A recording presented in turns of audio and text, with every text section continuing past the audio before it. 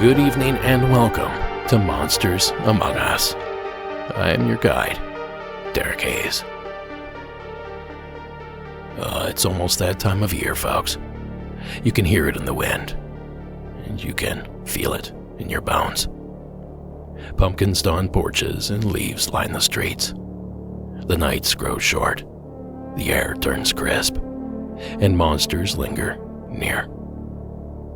It's almost Halloween, and you've made the right choice coming here for your hour of entertainment. For I have an embarrassment of riches to share with you here this evening. Witches, the Djinn, floating dogs, and disappearing houses. We have it all here tonight. But given that this is a Tuesday installment, we must choose a theme. And tonight's theme was actually my researcher Delaney's idea, and I know a good idea when I hear one. So here we are. Welcome to the first installment of Monsters Among Us International. That's right, tonight's stories will all come to us from all over the world. France, Iceland, Australia, and even Africa. And that is where we begin tonight's journey. George, welcome to the program. Hey Derek, this is George from Malawi, Africa, and I'd like to share my parents' encounter in 2019. So my parents are basically the average traditional African household parents. They don't believe in anything supernatural. So even after this event occurred, never changed their perception of things. And they still stick to the story till date. That was weird, but it doesn't really change much for them. So basically what my mom had told me the morning after this happened was she was woken up at 2 a.m. by a huge light outside of their bedroom window. Now, their headboard is basically towards the window. Like when they lay down on their bed, their heads are basically facing the window, like toward it in a way. And my mom basically said they saw a huge light above on the outside of, like, it was shining into the house.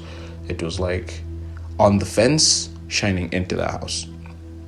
Now, my mother's initial thought was someone was trying to rob us. It was probably something, of that sort, like person on person. But the light was simply too big for it to be like a robber. So it got her thinking, like, if anyone was trying to rob us, why would they make it known that we're getting robbed? So she woke up my dad, but she was whispering. She told him, hey, look outside. And my dad was like, okay, that's a big light, but I don't think we're getting robbed. Just calm down. Let's see what happens. And the moment they had this conversation, the light outside sort of went off. And my dad started hearing people talking, outside, not whispering, not murmuring, just literal talking. But it wasn't like normal language or English or anything like that. It was a language my dad has never heard before. And my dad is fairly versed with a lot of languages, but he couldn't pinpoint what language this was, because it was basically murmuring, like just going, how he describes it is people going mum, mum, mum, mum, mum, and he couldn't figure out what they were saying. And the moment my dad sort of peeked outside the window, he didn't see anyone, but the light kind of went back on, The light went back on, the talking stopped, and the light sort of started circling the outside of their room, because they have like 3 windows, the one that's towards their head and 2 more windows on the right side of the wall. And the light sort of started moving and like observing them, like it could clearly shine onto them. And it was a big light. It wasn't like a small flashlight light. It was like a big light, and it sort of circled them and went back and went by what they thought is it kind of went out of their view, like it was kind of surrounding the house. And after a few minutes, it came back on the other side, like surrounded the whole house. Now, at this point in time, me and my brother and my sister were all asleep. I didn't see anything in my room. My sister said she didn't see anything in her room, but my brother asked my parents what was that light, because he saw it. So yeah. And after surrounding the house, came back to the window, and it sort of like tried to peek above their headboard, like it was sort of lifting itself up to like look at them from a top down type of angle. And it sort of like vanished, and they heard a sonic buzz thing. Yeah. The entire time, she described the light to have a buzzing, like sonic buzzing thing. And after it went on, the buzzing got louder and louder, and then just went silent, and they couldn't sleep after that. They told it to us the next morning. So yeah, I found that kind of weird. And I tried telling them, hey, it was probably a UFO. They don't buy it. Didn't change their perception. They just thought it was weird. We were getting robbed by people who weren't professionals, I guess. But yeah, that was their experience. Let me know what you think. My first time listening to your podcast was last week. I really like your show. Thank you, George, for calling in. Now that sounds like a Steven Spielberg film. It definitely sounds like a UFO to me. After all, a UFO is just an unidentified object that happens to be flying. That doesn't necessarily mean that it's space aliens. It could be the military, time travelers, Elon Musk. Or sure, it could be aliens. Now, Delaney did some digging, and she couldn't find any other reports from Malawi. But that doesn't mean that they don't happen. Perhaps that sort of thing just isn't talked about there.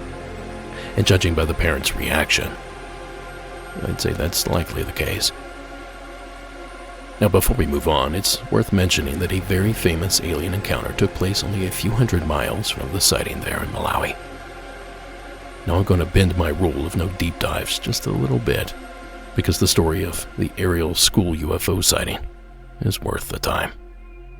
Now, basically, in 1994 in Ruwa, Zimbabwe, about 60 schoolchildren reported witnessing a silver disc-shaped object land near their playground.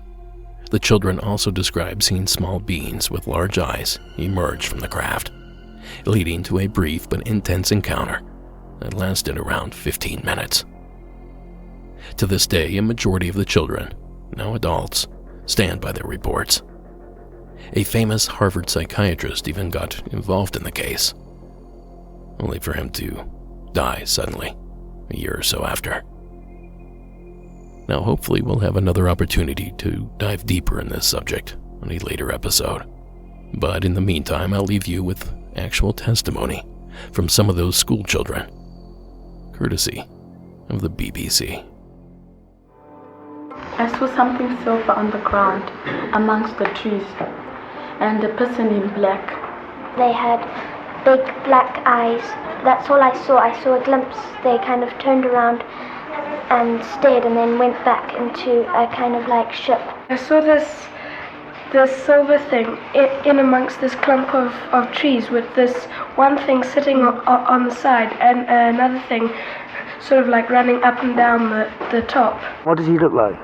His face was like this, and his eyes were down here. It's kind of hard not to believe them. Now, thank you again, George, for calling in. It's not every day we get a UFO story out of Africa.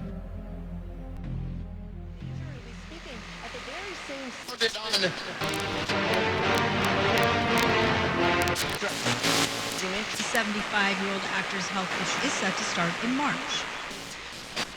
Commander Spanish. Now our next story takes us to the Nordic country of Finland. Please welcome the following anonymous caller. Hey Derek, just want to start with saying thanks for the rad podcast. Keeps me company when the kids are like taking a nap or whatever. It's a lovely way to spend the afternoon being sort of creeped out and folding laundry. Anyway, it's really good. I love all the stories. So this one is mine. About 10 years ago, give or take, I traveled to Oxford, England, to visit my boyfriend at the time, current ex, yay. And he was working to, like, kind of studying working to be a chef at a college just around the corner from the Bodleian Library, so like downtown Oxford. Super duper old kitchen. He said it's the oldest kitchen in like Oxford, but I don't know if that's true, but it was old. I mean, everything's old over there, but like anyway, the days would basically be like I would just bounce around town, and then when his shift would end, I'd go meet him at his workplace, and then, you know, we'd go hang out or whatever. And one day I really had to use the bathroom, and I was cheap so I just kind of scrambled over to the back door, and I was like, hey man, let me in, I gotta pee. And he's like, sure. So he just kind of waved me like, hey, the bathroom's downstairs, just you'll find it, it's right down there. And he had to get back to whatever he was doing. He was like in the mid shift, and I was like, sweet, I get to investigate an old building. I was really excited. It was kind of weird. It was like a stairwell that just went straight down from the kitchen floor. Like, really not the safest form of architecture. Not that but like OSHA would have a field. Anyway, so this stairwell went down, and I went down, and it kind of, the mood changed. It was like abrupt, because you're in this brightly lit kitchen with like lots of life, and then you go down and boom, it's like dim, and it was quieter, and I was like, okay. And there's like the ladies' room, and you know how it's got like, you know, the sinks on the right, and then there's like 2 bathroom stalls, and I was like, okay, cool. So I went in, and it was just awful. It was the coldest ever. I mean, yes, English buildings can be kind of chilly and drafty, but this was like next level cold. I was like freezing, and then had a horrible vibe. Like really unwelcome, kind of funny to say about a bathroom, but I just like this oppressive, just a bad feeling. Weird thing. So I proceeded to do my business as fast as possible. Refused to look up into the mirror when I was washing my hands. I think I've seen too many horror movies, but it just felt really bad, and I just booked it up the stairs, and then just didn't stay down there for any amount of time longer than I had to.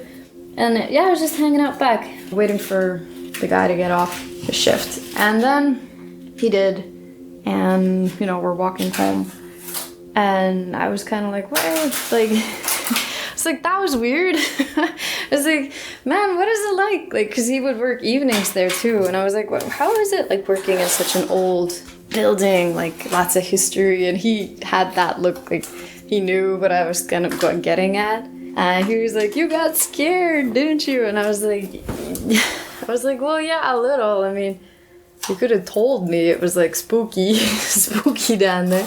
And he said, yeah, I didn't want to tell you anything because I knew you wouldn't use the bathroom otherwise. I was like, what? And apparently his buddy, who also worked in the kitchen, had gone down, and he opened the door to the bathroom, and there was a lady standing in there with her back towards the door, so like her back facing him. And he's like, oh dude, sorry. And he like closed the door, and he was like, what, like this is the men's room. So he kind of opens the door, and he's like, excuse me ma'am, but I think you're like in the wrong place. And she's gone, and there's like nowhere she could have gone. I mean, there's just I'm assuming it's the same kind of bathroom, like it's in the basement, like there's nowhere to go. There's no windows or anything. And that was it. And he said that she was wearing like a really big, like a heavy dress. He said none of the staff liked to use those bathrooms, that they all agreed that they were creepy. They were pretty, but that's like their only merit. But yeah, it's funny because those guys were just, chefs in training, not particularly into the paranormal or spooky stuff. I've never had any kind of experience like that before or since. Like vibe-wise, I do feel like some places kind of hold a memory of, like, you can go somewhere and it feels very, like, almost sacred or calm. You feel good in some places, and some places have, like, a really bad feeling, but I've never seen anything, like, unusual. And yeah, I don't really have any reason to think that he made that story up. But who knows? People have done weirder things. Anyway, yeah, that's my story. Thanks for the podcast. Yeah, take care. Thank you, caller. Well, look, Oxford was founded all the way back in the 8th century, and it's officially been a city since 1542. So who knows how old that basement is. And imagine some of the horrors that basement might have seen over those 13-plus centuries. All that history imprinted in the stone and mortar. Millions of lives come and gone. And imagine all the death that has occurred there. Tons of it, I would imagine. And I would also imagine those deaths have a lot to do with the feeling felt down in that basement. Someone or something left over from those tragic events.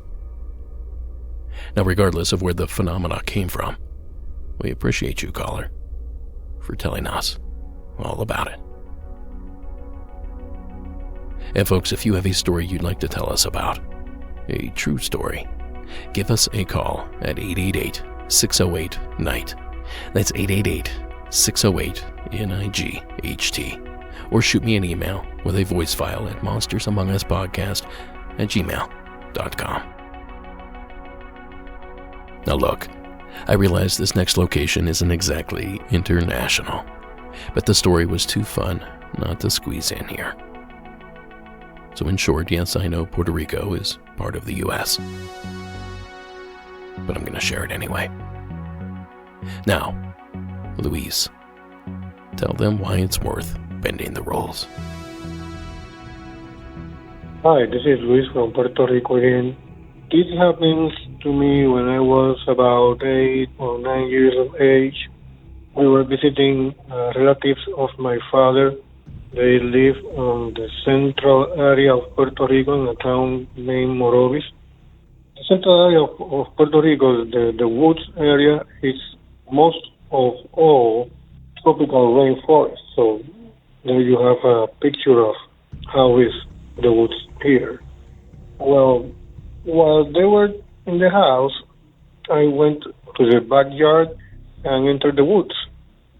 Because I love nature, I like to watch for lizards, insects, creepy crawlers like that. It was almost noon, it was a sunny day, and I was walking through the woods. There was this flash of light, blindly, it took everything, that flash of light, and once it happened, there was in front of me, on about 15, 20 yards, a large black cat, a big cat. And when I mean big, it was almost the size of a adult Doberman dog. It was really big. It was black. It has shining yellow eyes, and it has this overwhelming presence. Slender, it was thick, and it looked beautiful, but scary at the same time. I was frozen. I just couldn't take my eyes from it.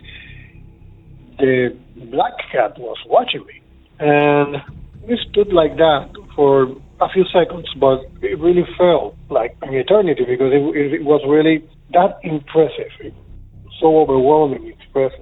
And there goes this flash of light again, and it's gone, disappeared.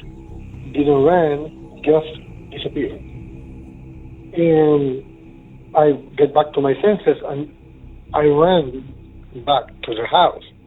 I don't remember if I told my parents about it, but I didn't leave the house for the rest of the day.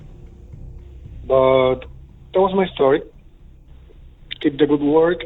I'm trying to catch up with you. You're currently at your season 17. I just finished season 10.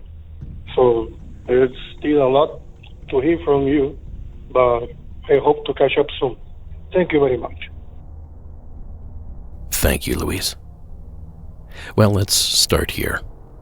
There are no big cats native to the island of Puerto Rico, although in the 16th century the Spanish introduced cats to the island, and like they have done practically everywhere else on Earth, they carved a niche and survived to this day. In fact, San Juan, Puerto Rico's capital, is home to over 200 feral cats that have become a popular tourist attraction, though I understand there are current efforts to permanently remove this cat colony. You can learn more about all that in the show notes. But the point being here is that there shouldn't be any big cats in Puerto Rico. The key word there is shouldn't be. But back in 2008, that wasn't the case. The following article ran on NBCnews.com in December of that year. Reports of slaughtered farm animals and shadowy figures in darkened yards have Puerto Rican authorities hunting for what they believe is an exotic jungle cat now prowling the wooded fringes of the island's densely populated capital. Wildlife officials patrolled streets and undeveloped lots in a sort of suburban safari on Sunday, searching for a nocturnal predator that has mauled a sheep, ripped apart chickens, and dominated newspaper headlines in this tropical U.S. territory since last week.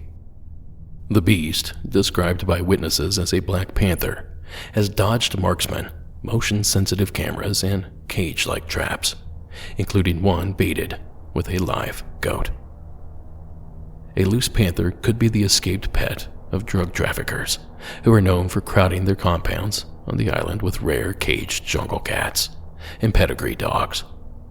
It is illegal to own non-native predators such as jungle cats in Puerto Rico.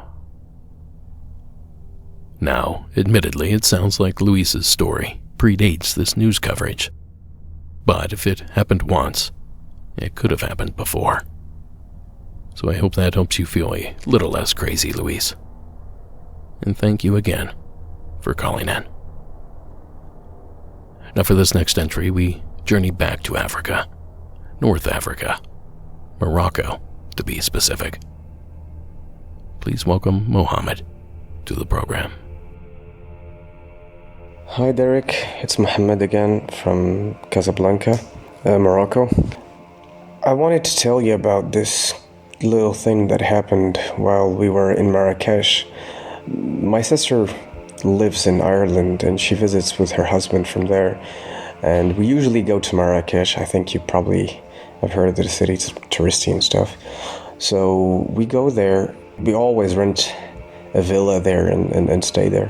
One of the times we rented this villa, it has this pool, and the kind of living area is at the like the ground floor, and then there is the bedrooms in the first and second floor.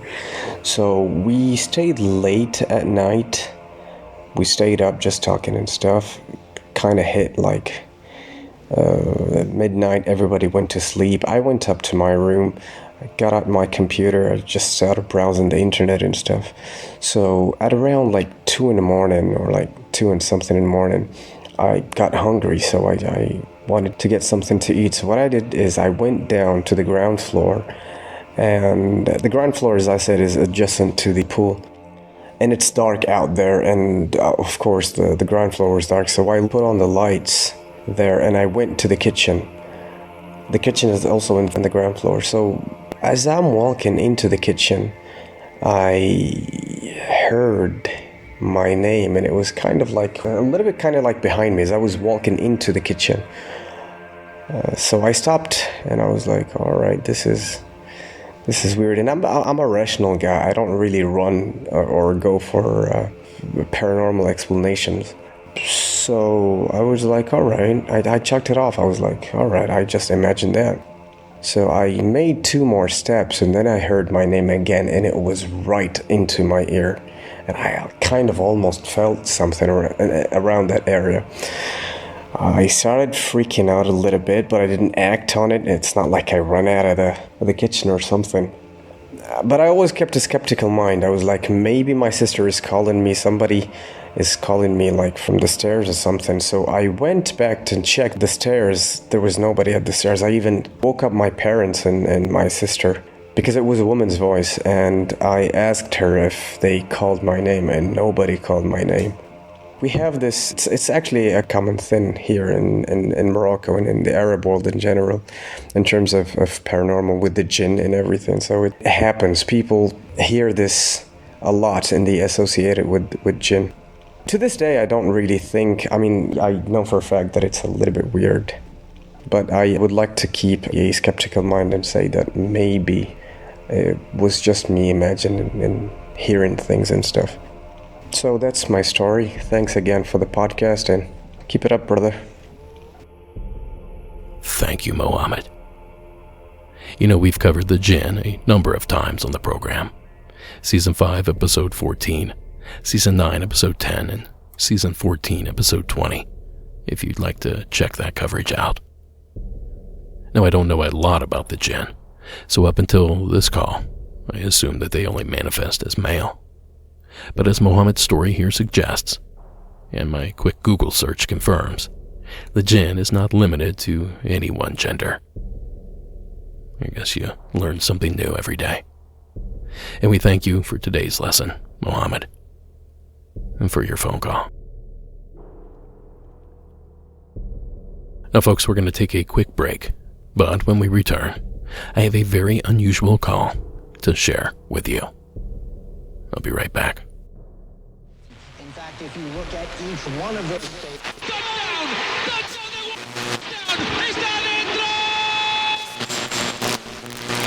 Heads to the town of Atlanta for the inaugural... Yes, estimates. Now, tonight's next entry is the only one of tonight's entries that takes place in Asia. But trust me when I say, it'll leave you wanting more. Chris from Australia. Welcome to tonight's episode. Hi, I'm Chris. I live in Sydney, Australia. This happened in the late 80s. I was on the Indonesian island of Bali. My brother had a bar in the tourist area of Legian, and as you can imagine, I spent a bit of time there. I'd been there a couple of weeks and I was getting a bit sick of the bar and the hustle and bustle, so I grabbed a motorbike and took off, looking for just a bit of quiet time for a couple of days. I'd been riding all afternoon, stopping here and there for a beer or a swim. When it was nearing sunset, I thought I'd better find somewhere to spend the night. I came to a little town called Shandy Dasar and went into a bar and was recommended a place where I could stay by the barman. It was off the road and down a winding dirt track through the jungle. There was a dozen or so family-owned hut-style rooms, literally a stone's throw from the ocean. When the guy was showing me my room, he warned me not to go into a certain part of the jungle, as some witches had recently killed another witch, and he said there was some bad magic around. That night I had a dream that the beach in front of my room was on fire. The next morning I decided to leave Shandy Dasar. I just had a bad feeling about it. But my motorbike wouldn't start. Couldn't see anything wrong with it. It just wouldn't start. So I really had no option but to stay another day. That afternoon I met a British couple and they asked me if I'd been having any strange dreams. And when I told them about the dream I had, they said they'd both been having the same dream. They went on to say that the mountain, Mount Agung, that sits behind the town, is volcanic. And when it erupted last in 1963, about 1,500 people were killed, and the lava didn't stop flowing until it reached the ocean. So the beach really had been on fire.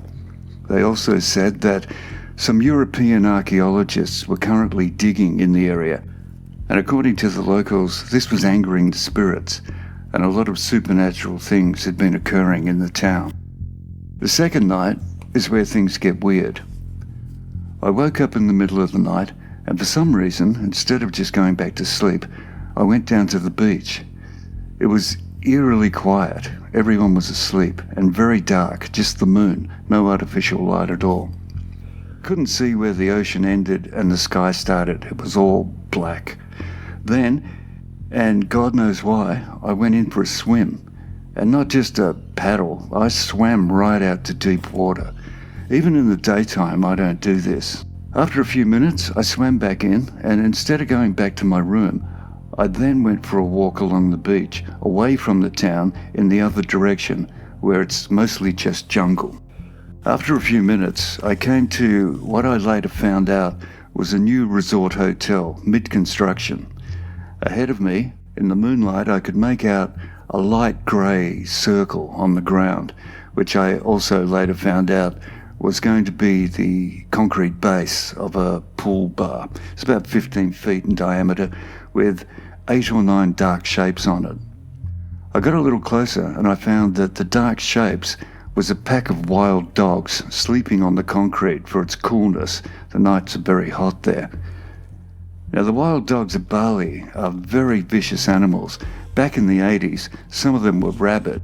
The Balinese are Hindus who believe in reincarnation. They also believe that the very worst people, murderers, rapists, etc., come back as dogs, so consequently dogs were treated very badly. The sensible thing would have been to quietly and quickly back out of there, but I didn't. Instead, I walked towards them, found a spot in the middle of the concrete slab, and lay down with them. 1 or 2 of the dogs half lifted their heads and sniffed at me, seemed completely unperturbed by my presence, and just went back to sleep. And then I fell asleep. I woke up, I guessed it was about half an hour later, and again the dogs seemed unworried. A couple of them looked at me and smelled the air, and then I went back to my room. All my actions that night were completely out of character. I wasn't drunk or on drugs. I didn't feel like I was being controlled. It was more that strange things I was doing didn't feel strange at the time. It was like I was doing perfectly normal things. Now, I don't know if it was anything to do with the spirits or the witches, but even if you can't explain my behaviour, how do you account for the dog's behaviour? I shouldn't have been able to get anywhere near them. I can't imagine even domestic dogs being that docile. So maybe you have some thoughts. The next morning, the motorbike started first time and I got out of there. About a year later, I was on another trip over there and my brother told me he'd sold the bar and bought a new one, and I was just in time to help with the move. I asked where the new bar was, and he replied, "Oh, it's a quiet little town on the south side of the island called Chandidasa. Thank you."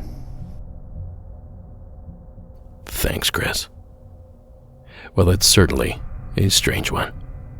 Shared dreams, mass casualty natural disasters, late night swims, and sleeping with wild dogs. I'm at a loss. But luckily we have a researcher on staff for just such an occasion. And I sent her this story and asked her to dig up what she could. And the following is what Delaney reported back to me. Near Candidasa, about 25 miles away, is a sacred site known as the Taman Ujong Water Palace, which was built in 1909. It is a series of 3 swimming pools connected by a number of bridges and pavilions. The original pool was called Daira Pool and was actually constructed in 1901 by the previous Raja. The Daira Pool wasn't for bathing, but rather served as a spot where exorcisms would be performed. And it is said that practitioners of black magic would be drowned in the pool as punishment for their unseemly deeds. Now, our caller's experience took place in a swimming pool, or what would soon become a swimming pool, and was surrounded by dogs, which, as our caller stated, are thought to be the reincarnation of thieves, murderers, and witches. So I can't help but wonder if there's a connection here. What do you make of that, dear listener? It's certainly at least a strange coincidence. Maybe more. And thank you again, Chris. for sharing the entry here with us. Now, folks, don't forget about our merchandise shop this Halloween. If you have a friend or a loved one that enjoys the show, a safe bet is they'll enjoy some Monsters Among Us merchandise as well. Just visit our website at monstersamonguspodcast.com and click the shop tab to shop till you drop. All proceeds go right back into the program, so you're helping out the little guy as well. Now strap on your beret. We are headed to France. Bonjour, Frederic. Hi there, Derek. I'm a French lady who loves your great podcast, and I venture to share my 5 spooky experiences organized in 2 chapters with you. My name is Frédéric. I know, a boy's name for a girl. Lucky I didn't get drafted for the army. I had an identical twin sister named Fabiola. Now, first story. My twin sister brutally passed away in January of 1977 at age 22. We lived in Malo-les-Bains, a seaside resort by Dunkirk, France. A few weeks after this devastating event, I went to visit my mother-in-law. She was a very busy CPA accountant, and her apartment was located at the 3rd level of her office's building. As I was early, she told me to go upstairs and watch TV while waiting for her. She added she'd be joining me upstairs any minute. I sat on her couch in a bourgeois-style adorned living room with antiques and very old, somewhat austere, large paintings hung on the walls. The TV program online was featuring a show where a serious, bespectacled gentleman was telling to the other one, quote, "The dead reach out to us by moving artifacts around us," unquote. And at the very same second he said, "around us," a huge painting hanging right above the TV set fell down to the floor in a great rumbling noise. My mother-in-law rushed upstairs, and I was shaking and feeling quite embarrassed. I told her that this accident was probably due to the hanging device being too old. "Are you serious?" she answered. "As a matter of fact, the nail peeking outside the wall was the sturdiest I ever saw, and the tripod cord behind the artwork was intact." I tried to persuade myself that it simply was a very spooky coincidence. Still, how many probabilities? Now, fast forward. 8 years after my beloved twin sister's demise, I decided to join an adult class located 100 miles south of Dunkirk, aiming at brushing up with my professional skills. I didn't know anyone there.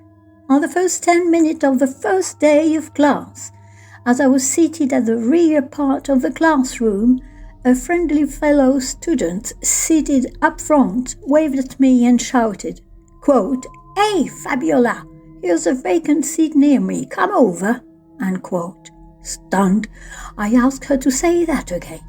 She was confused and asked, quote, "Oh, I'm sorry, isn't Fabiola your name?" unquote. Now, no one had had time to introduce one another. We all had just stepped into the premises. This was in 1985. Fast forward again, in 1993, I happened to be a Sunday school volunteer. The church was located near Fontainebleau, south of Paris. One evening, we had a teachers' meeting planned with the neighboring parishes' volunteers. It was the very first time I was meeting the other parishes' team. I was the last woman to make it at that venue. A short, dark lady then told me, quote, "You're the last one, I guess, Fabiola. Would you please shut the door behind you? It's chilly," unquote. Here again, I asked her why she was calling me Fabiola, and once again, she looked confused and apologized, asking me what was my actual name. No one knew anything about my family life. Now, second story. in 2013, I found a job in the historical center of the quaint city of Saint-Omer, département of Pas-de-Calais, France. I rented an apartment located at the third floor of a magnificent 17th century building. The 2 flights of stairs was classified with the Commission des Monuments Historiques. I had purchased and imported from the UK 2 half-moon-shaped, very heavy and not cheap woolen carpets that I was proud to display on each side of my bed. Seemed that my bed had woolen ears. Every night, just before falling asleep, I had a last happy, childish glance at how nicely my 2 heavy carpets were nicely located right along each side of my bed, wooden sides.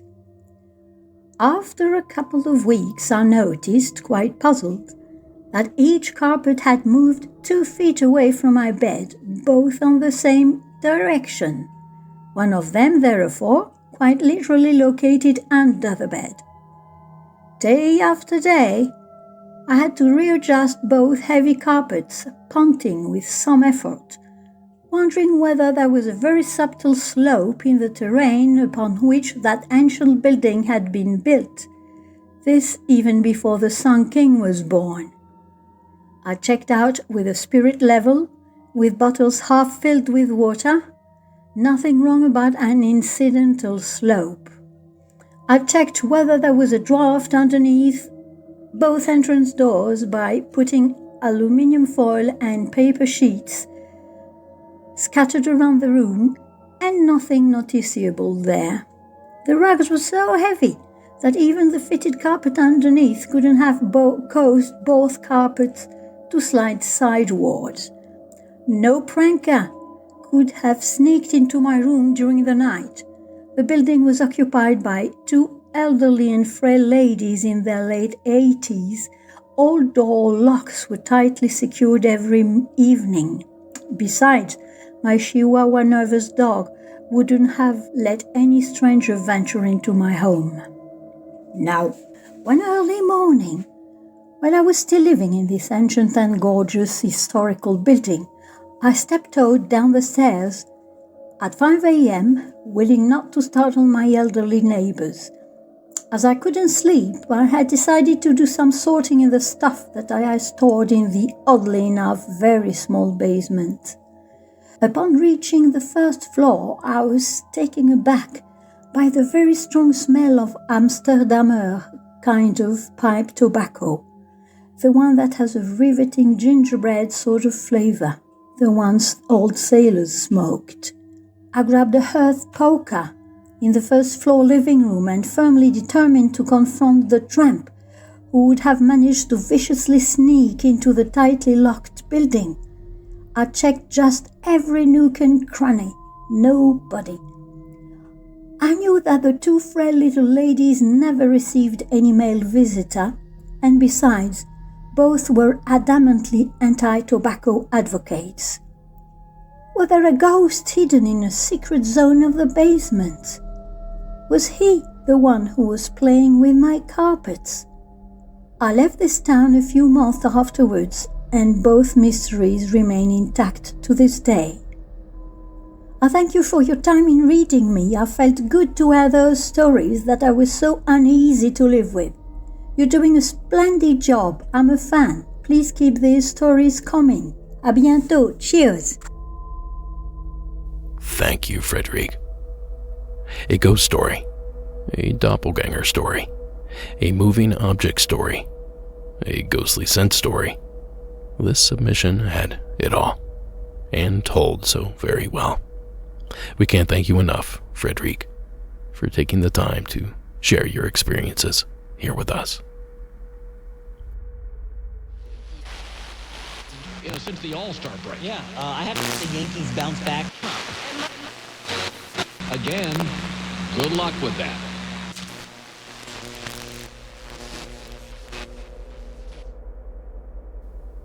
Now, if you will, join me in Europe for this next entry. Rob from the UK. Tell us what you saw. Hi Derek, this is Rob from the UK. I just wanted to give you my UFO experience that happened to me back during the late 80s. I think this was round about 1988, and the reason I think it was that year was that during that year I'd been away in Germany touring, playing US air bases on the continent, which is quite a normal thing but back in those days, with my band. And when I'd come back from Germany, I found that my car had actually been stolen from outside my house. So I had no car for a while, so I was spending a lot of time in the evenings walking backwards and forwards between friends' houses late at night. On this particular occasion, I was coming back from a friend's, and it was a very starry night. There was no moon, but there was a beautiful, beautiful clear sky. And where we lived at the time, it was quite rural. We were on the edge of a town which is about 15 miles west of Cambridge, the famous university town. We lived kind of in a rural market town, which at that time, as I say, the part where I lived in was more like a village, so light pollution was pretty minimal.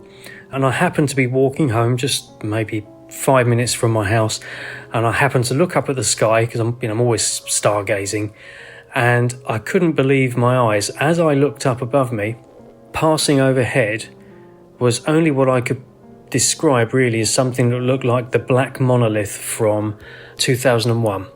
This thing had no engines, or no audible engines, no lights. In fact, no physical attributes at all. What it literally looked like was this shape was blotting out the stars as it sailed silently overhead. And I stood and watched it. It was about the same shape as a door, but it was much, much bigger. I would maybe estimate possibly the size of a tennis court, maybe slightly larger. It was hard to kind of guess the altitude because obviously this was nighttime. But I was just looking at this shape and I could see this shape very, very clearly. It passed silently overhead into the distance, and I remember watching it disappear out of sight. And I also remember bitterly wishing that I had a car so that I could have got in my car and followed this thing to try and see where it was going. Yeah, that's the only really sort of genuine UFO experience I've had. I love the podcast. Being a gigging musician, your podcast has been a companion to me on endless long journeys home from playing shows in the evenings. And now you're my companion when I'm travelling home from school, because I'm now a music teacher in the UK. Please keep up the good work. I listen avidly to your podcasts and I always enjoy them very, very much. Bye-bye. Thank you, Rob. You know, there was a famous flap of sightings very similar to this in nearby Belgium around the exact same time. Officially, the sightings range from November of '89 to April of 1990. And witnesses claim to see multiple black triangles or delta-shaped craft hovering silently overhead. Almost exactly what Rob claimed to have seen just a year earlier. Or I suppose if he had his years off by just one, it could have been the exact same time. Now, either way, I thought that case was much too relevant not to share here tonight. If you'd like to learn more, visit tonight's show notes for further information on that Belgium UFO wave. And thank you again, Rob, for sharing the entry. Now, since we're already in the United Kingdom, let's make a quick stop in Scotland. And no, sadly, this is not a Nessie story, but it is a pretty good one, nonetheless. Please welcome Mark to tonight's program. Hi, Derek and the whole Monsters Among Us community. My name's Mark and I'm calling from a small town in Scotland. I'll try and speak as clearly as I can because I know my accent can be hard to understand sometimes. So this experience happened to me on the 23rd of January 2013. I was in the house myself and it was about 10:20 PM and I decided to make myself some toast before I went to bed. So as I was making my toast and waiting for it to pop, I turned round and in the corner of the kitchen there was this pure black figure about 6.5, 7 foot tall, and I could clearly make out that it was wearing a trench coat, had a sort of a cane or a walking stick, and it also had sort of like bright red eyes, not glowing red, but just red eyes, just sort of staring at me. I seen this for maybe 4 or 5 seconds and then it just completely disappeared, and just it absolutely terrified the life out of me. I must have slept with the lights on for about a week afterwards. I really don't know what it is, if it was a shadow person, if it was something demonic, if it was an interdimensional sort of being. I've got no idea. I'd love to hear your thoughts on it, but I just thought I'd share my experience with you. Hopefully it's good enough to make the podcast. Keep up the great work. Love the show. Thank you. Thank you, Mark. Sounds like another of those Shadow Man experiences, if you ask me. And a pretty good one, to boot. So we appreciate the tale, Mark. Thank you for calling it in. Now, folks, before we push on to tonight's next nightmarish entry, I just wanted to remind everyone about Monsters Among Us Jr., our first spin-off series. Perfect for little ones that enjoy spooky things, and for adults that like to hear scary stories told by some of our youngest listeners. From learning to talk to graduating high school, we have it all at Monsters Among Us Jr. Just search for Monsters Among Us Jr. anywhere you get your podcasts to tune in, and give us a follow on our social media accounts for full updates. We sure do appreciate the support. Now let's take this last ad break, then I'll return with more international tales of terror. Don't touch that dial. 20 years ago now, called Pandemonium and Piscata. That's awesome, really? Yeah. Obviously, that's number one. Well, this next entry takes us back to North America. Jay from Canada. Come on in and tell us your tale. Hi, it's Jay from Southern Alberta again. I just remembered a story from my childhood, and I was kind of thinking on it because it's always left me stumped. And it's kind of short and sweet, but it's definitely strange. So in my area, there's a campsite that's free to use the lake or camp at. You're just asked to clean up after yourself. And the first time my father took me there as a young kid, I honestly can't remember how old I was, but he told me about a story where this property that's just after you turn onto the road off the highway, onto the road that takes you to this campsite, there's this property that has bushes all the way around it. And there was this big old abandoned house. And I'd always had an interest in old abandoned buildings. So I asked my dad what was up with that building or whatever. And he told me that there was a man and a woman that lived there in the 70s, I want to say. And the man had actually caught his wife in bed with another man and murdered them both there on the property.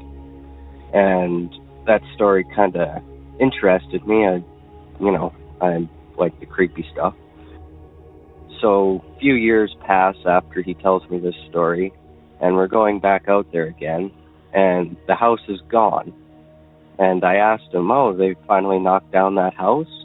And he said, that house has been gone for like 20, 30 years. And I just look at him and I said, are you sure? I saw that house the last time we drove past here. And he swore up and down that that house had been gone for many years.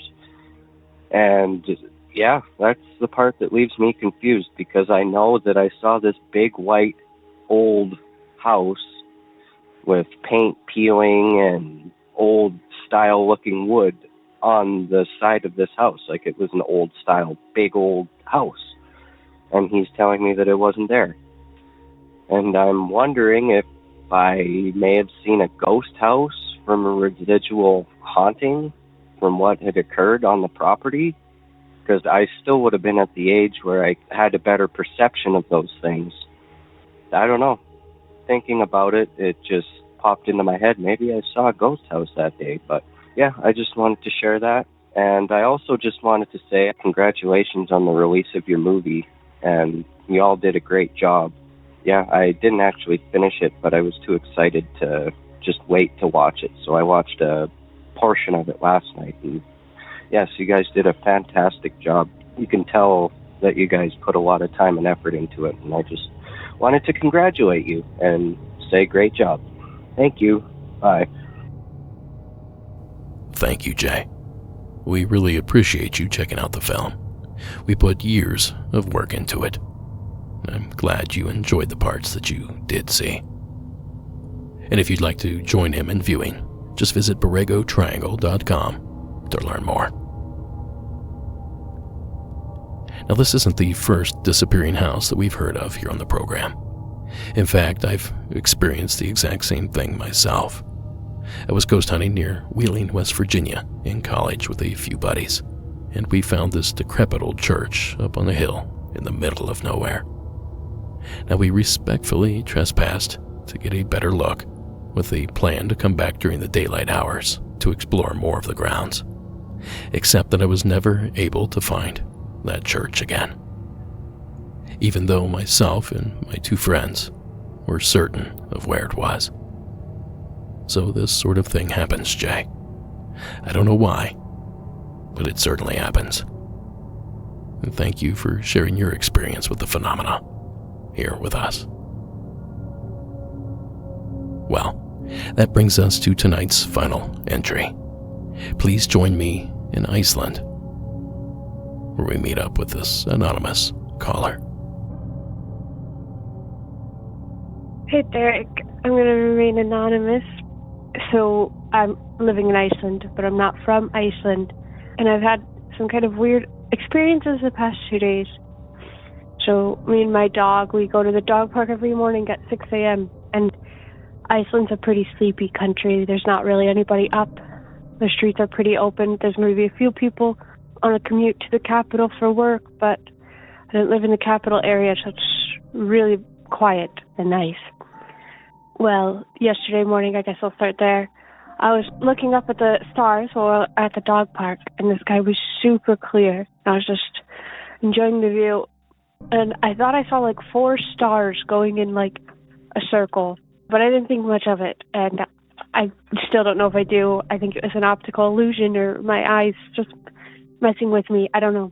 But then today, when we arrive at the dog park, so I said I'm not from Iceland. I grew up in an area heavily populated with trains. I would use the sound of the trains to fall asleep. And I swear to you, at the dog park, in the air, I heard the sound of a train. Like, I heard its whistle and I heard its brakes grinding. And it was so weird. I wrote it off as maybe like, I don't know, construction or a factory. Off in the distance, there's many, fish factories.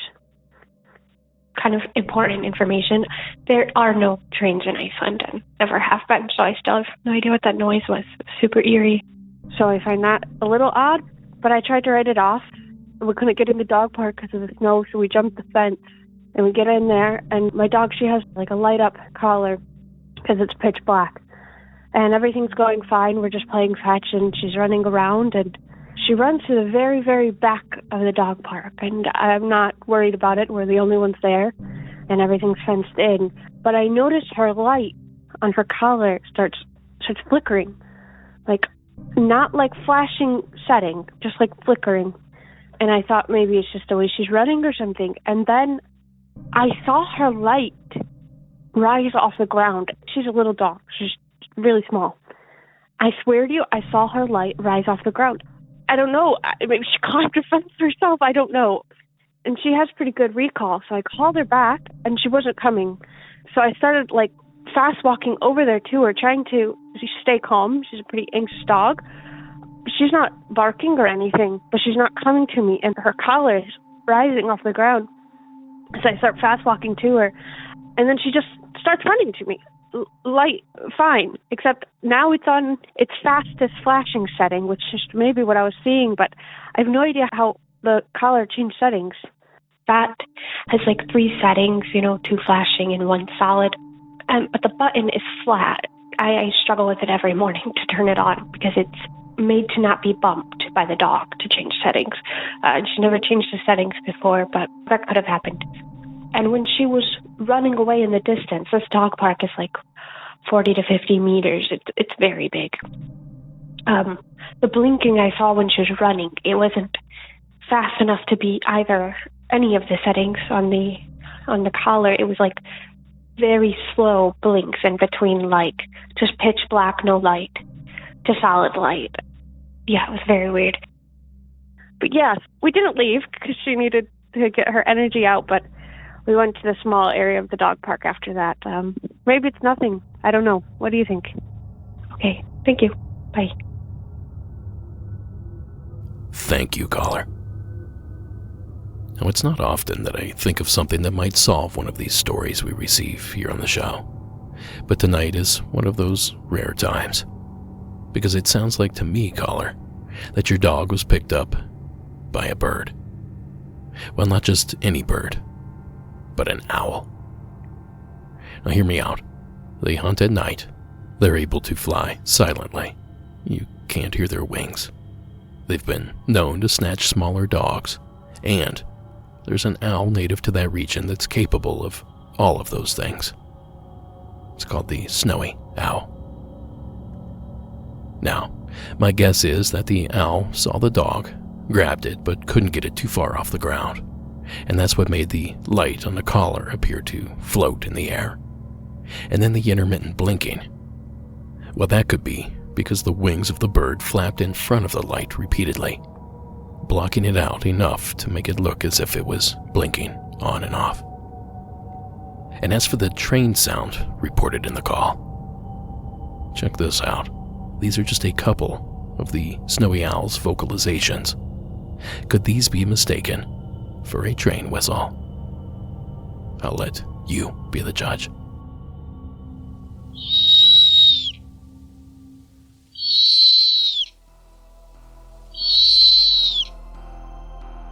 In a dark, snowy park, I think I could be fooled. Well, either way, thank you again, caller, for sharing the story.